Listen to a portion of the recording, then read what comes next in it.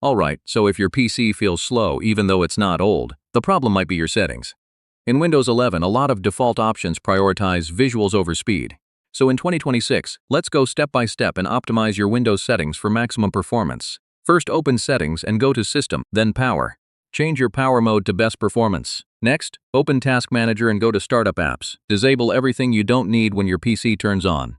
Now reduce animations and go to Performance Settings and select Adjust for best performance. Next, stop unnecessary apps from running in the background. This frees up CPU and memory instantly. Turn on Storage Sense to automatically clean junk files. This keeps your system light without manual cleanup.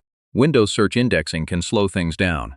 Limiting it helps improve performance on slower PCs. Disable unnecessary notifications. Too many pop-ups can use background resources. Always keep your system updated. Updates often include performance improvements and bug fixes. You can also adjust virtual memory settings for smoother performance. This helps when your RAM is under pressure. Finally, restart your PC to apply all changes. You'll notice a faster and smoother experience immediately. So yeah, that's how to optimize Windows settings for speed in 2026.